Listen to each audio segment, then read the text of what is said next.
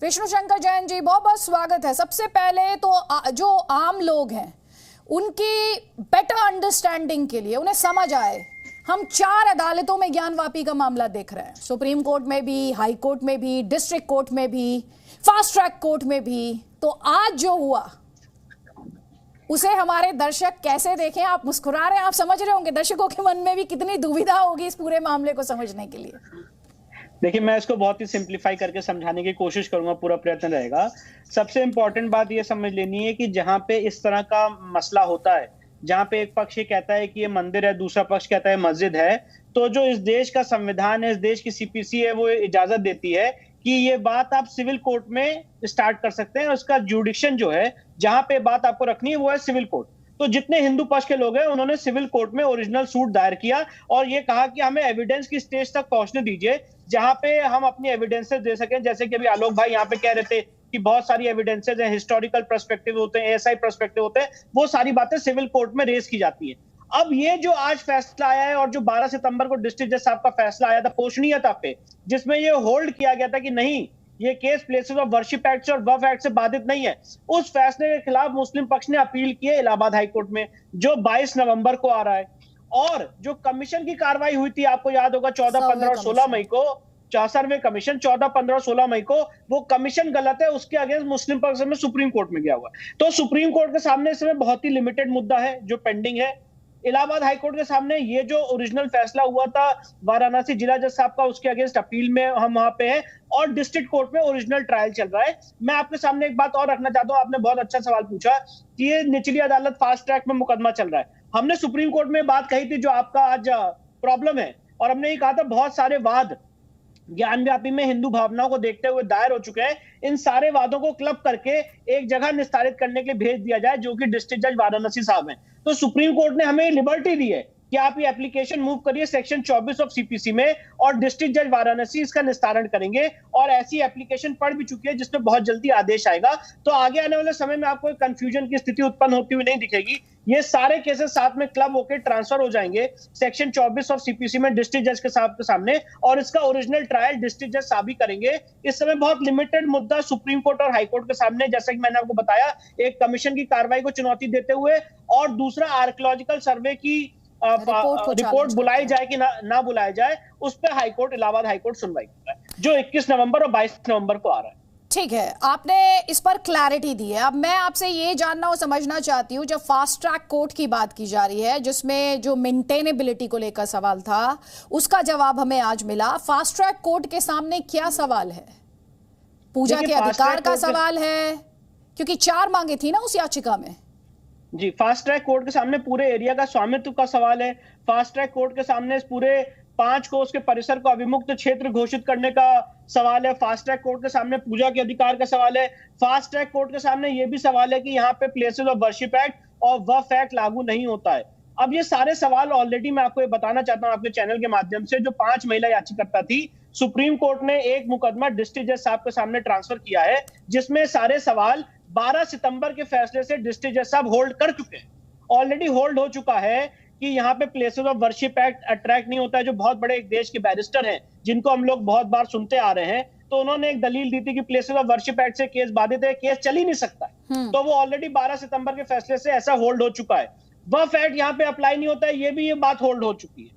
तो मैं आपको ये बात बताना चाहता हूं अदिति जी, बड़े सम्मान से, और सारे पैनलिस्ट से पूछना चाहता हूं, हम लोग तो बहुत सारे प्रूफ दे रहे हैं। हम लोग तो प्रूफ दे रहे हैं स्कंद पुराण से, हम लोग तो प्रूफ दे रहे हैं शिव महापुराण से, हम लोग तो प्रूफ दे रहे हैं एएस अल्ट्रेकर की किताब का, हम लोग तो प्रूफ दे रहे हैं आरबी सिंह का, राणा पीबी सिंह की किताब का, हम लोग तो प्रूफ दे रहे हैं डीएम वॉटसन की उस 1810 की चिट्ठी का, जिसमें उन्होंने कहा था कि ये जगह हिंदुओं को सौंप दी जाए। हम लोग तो ये भी प्रूफ दे रहे हैं कि मंदिर तोड़ने के बाद हिंदू मस्जिद की पूजा प्लिंथ पे, चौखट पे पूजा करता रहे, मान के कि हमारे ईश्वर आराध्य अंदर वहां बैठे हुए हैं। ये सारे हम प्रूफ दे रहे हैं। आपके पास क्या प्रूफ?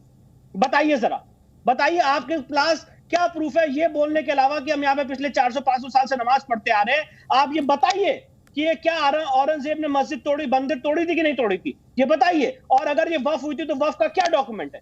अदिति जी, मैं आपके चैनल के माध्यम से बहुत स्पष्टता से और बहुत जिम्मेदारी से कहना चाहता हूं, सिर्फ ये बोलने के अलावा कि हमारे बादशाह सलामत ने मस्जिद बनाई है और हम यहाँ पे नमाज पढ़ते चले आ रहे, कोई प्रूफ नहीं है। आपको याद होगा जब हम बात कर रहे थे यहाँ पे सर्वे करने की, बहुत विरोध हुआ, बड़ी धमकियां दी गई बड़ी बड़ी, और जब सर्वे हुआ तो शिवलिंग सामने मिला। अब जब शिवलिंग मिल गया तो कहते हैं ये शिवलिंग नहीं फाउंटेन है। हमने कहा इसकी एसआई से जांच करा ली है, तो जांच भी नहीं करानी है। तो सिर्फ और सिर्फ डिले करना, एक unnecessary argument places of worship act के, वक्फ एक्ट के लेके जितना लोअर कोर्ट से लेके सुप्रीम कोर्ट तक लड़ाई लड़ने का काम है, वो ये उसमें हमें घसीटने का काम कर रहे हैं। और मैं आपके चैनल के माध्यम से कहना चाहता हूं, ये हमारे आराध्य की, हमारे आस्था की, हमारे सिविलाइजेशन का मूलभूत मुद्दा है, हमारी उत्पत्ति से जुड़ा हुआ मुद्दा है, और लोअर कोर्ट से लेकर सुप्रीम कोर्ट तक ये लड़ाई हम लड़ते रहेंगे, क्योंकि सब आपने सवाल पूछा, आपने कहा आपके पैनलिस्ट से मैं ये जानना चाहता हूं, मैं उनसे पूछना चाहता हूं। तो सबसे पहले मैं फ्लोर दे रही हूं हाजिक खान को। आपने सुना विष्णु शंकर जैन ये कह रहे हैं कि हमने तो सारे प्रूफ रख दिए सामने, आपके पास क्या प्रूफ है? देखिए मैडम, हमारे पास सबसे पहला प्रूफ ये है कि हिंदुस्तान नहीं, पूरी दुनिया के लोग 350 साल से उस मस्जिद को देख रहे हैं, और पूरी दुनिया के सामने वो तस्वीर है। इन्होंने जो सबूत दिए हैं, इन सबूतों का अभी सुप्रीम कोर्ट में मान्य भी है कि नहीं है, ये बात मैं ये पूछना चाहता हूँ विष्णु जैन साहब से कि ये जो लिखत पढ़ी शुरू हुई है, बताएं जरा, एक वाक्य में बताएं कि कितने हजार साल पहले शुरू हुई है, और ये पुराण और इनके जो वो वेद हैं वो कितने हजार साल पहले आए हैं। ये जो बातें कर रहे हैं, ज़बानी जमा खर्च कर रही हैं। मैं ये कहना चाहता हूं कि जब किताबत लिखावट 2500 साल पहले शुरू हुई, तो इनके उनके आराध्य की बातें हमारे पास कैसे आ गई? सीना बसीना आई ना, तब में तो होंगी नहीं। अपने दादा की ये अपने 4 पीढ़ी पहले की विष्णु जैन जी अपनी परदादा की फोटो नहीं दिखा सकते, अपने दादा की लिखत पढ़ी नहीं दिखा सकते। ये इतनी बड़ी बात कर रहे हैं कि 5000 7000 8000 साल पहले की बात कर रहे हैं। मैं विष्णु जैन से पूछना चाहता हूं कि तुम अपने घर में, अपने परिवार में से अपने 5वें दादा की तस्वीर, उसका लिखित, उनका लिखित दिखा दो। आज छोड़ो उन्हें, वो हम आपका जवाब तो ले लीजिए, मांग रहे, सवाल पूछा है तो जवाब तो ले लीजिए उनका, लीजिए जवाब लीजिए। विष्णु जैन जवाब। हाजिक जी, इनको याद होगा, अदिति जी आपको याद होगा, आपने सुप्रीम कोर्ट का राम मंदिर का फैसला कवर किया था। एक ऐसा ही सवाल सुप्रीम कोर्ट ने पूछ लिया था कि भगवान राम की वंशावली मिलती है क्या? हजारों लोगों की लाइन सुप्रीम कोर्ट के सामने लग गई थी ये बोलते हुए कि भगवान राम के वंशज हम हैं और वंशावली मिलती है। अगर आप आज आप मेरी वंशावली पूछ रहे हो, हम तो आपको अपनी वंशावली दे देंगे हाजिक खान साहब, पर मैं आपके साथ डिबेट करके अपना टाइम जाया नहीं करना चाहता हूं। मैं यह मुद्दे पे बात करना चाहता हूं, और अदिति जी ये बात आपके माध्यम से बहुत दृढ़ता से बताना चाहता हूं कि काशी को लेकर जो हिंदुओं का इतिहास है वो तब से है जब से सृष्टि नहीं थी, सृष्टि जब से उत्पन्न नहीं थी तब से काशी है। एक सेकंड रुकिएगा प्लीज, एक सेकंड रुकिए। हाजिक खान जी, वाद विवाद का मतलब होता है सवाल पूछना तो उसका जवाब भी सुनना। आप अगर नॉनस्टॉप बोलेंगे, और दर्शकों का वक्त जाया होगा, पैनलिस्ट की आवाज क्लियरली नहीं जाएगी, तो मुझे आपका ऑडियो डाउन कराना पड़ेगा। प्लीज सर, उस नौबत पर मत ले जाइए इसे। विष्णु शंकर जैन, बात भी कर लीजिए। मैं ये कहना चाहता हूं अदिति जी, यहाँ पे काशी के केस में मैं हाजिक खान साहब से पूछना चाहता हूं बहुत विनम्रता से, आपने क्या दीन मोहम्मद का सिविल सूट नंबर 62 ऑफ 1936 का जजमेंट पढ़ा है? उसमें स्पष्ट लिखा हुआ है कि औरंगजेब ने यहाँ पे मंदिर तोड़ी और ये गलत हुआ। पैरा 40 में